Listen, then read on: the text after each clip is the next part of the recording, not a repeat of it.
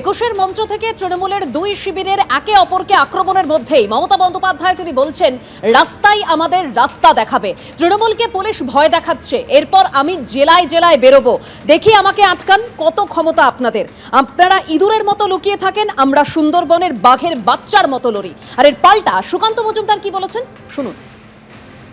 বাড়াবাড়ি বন্ধ না হলে আমাদের আন্দোলন রাস্তাই আমাদের রাস্তা দেখাবে।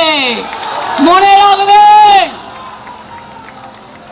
পুলিশ এলাকায় এলাকায় এসপির ভূমিকা, বিজেপি প্রেসিডেন্ট হয়ে গেছে, আইসি হয়ে গেছে ব্লক প্রেসিডেন্ট।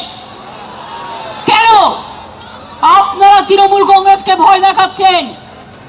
আমি আজকে বলে যাই, এরপর আমি জেলায় জেলায় বেরোবো, কত ক্ষমতা আছে আমি দেখতে চাই। আপনারা আমাকে আটকাবে? আপনারা তো ইঁদুরের মতো বালিশের খোলে লুকিয়ে থাকেন, কখন বালিশটা কাটবেন। আর আমরা সুন্দরবনের বাঘের বাচ্চার মতো লড়াই করি, এটা আপনাদের সাথে আমাদের তফাৎ। ওনাকে কে মানা করেছে না বেরোতে? উল্টে তো আমাদের মাননীয় মুখ্যমন্ত্রী ওনার কাছে প্রস্তাব পাঠিয়েছে যে রাজ্য সরকার হেলিকপ্টার আমরা দেবো, উনি যান চাইলে, এবং গিয়ে দেখে আসুন উনি কি ক্ষতি করে রেখেছিলেন জেলাগুলো বা রাজ্যের, পুরো রাজ্যে। তো ওনাকে তো কেউ মানা করেনি, উনি যান না জেলায় জেলায়। ওনারা বেরোতে পারছিলেন না এতদিন ভয়ে যে কে কখন জানলা দিয়ে উকি মেরে ডিম ছড়ে দিয়ে টুকি করে বলে দিয়ে চলে যাবে, সেই ভয়ে উনি বেরোচ্ছিলেন না। এখন আজকে কিছু লোকজন এসেছে, অল্প সামান্য যৎসামান্য, তাও আগে যা লোক আসতো তার সামান্য অংশ আসেনি, তা নিয়ে উনি বেশি লম্পজম্প। শহীদ মিনার চত্বরে কংগ্রেসের 21শে জুলাই পালন, আর সেই মঞ্চ থেকেই কংগ্রেস নেতা প্রদীপ ভট্টাচার্য তিনি দাবি করেছেন, প্রাক্তন মুখ্যমন্ত্রী 21শে জুলাই কমিশন অন্ধকারে রেখেছিল, আমরা জবাব চাইছি কেন সঠিক তদন্ত হয়নি।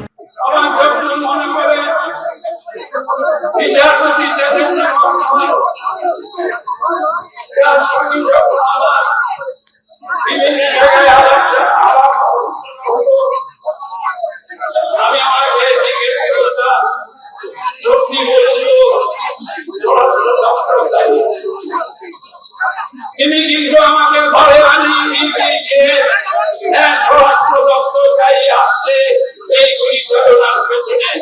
আছে স্বরাষ্ট্র দপ্তরকে রক্ষা করার জন্য, পুলিশ দুর্নীতিকে রক্ষা করার জন্য কেন প্রাক্তন মুখ্যমন্ত্রী পশ্চিমবাংলা এত সহৃদয় হলেন, তার জবাব এই মঞ্চ থেকে আমরা চাইছি, এই মঞ্চ থেকে আমরা দাবি করছি। কেন এতদিন পর্যন্ত ধামা চাপা দিয়ে রাখা হয়েছিল এই তদন্ত কমিশনকে, সেই দাবি আমরা করছি। এবিপি আনন্দ, এগিয়ে থাকে, এগিয়ে রাখে।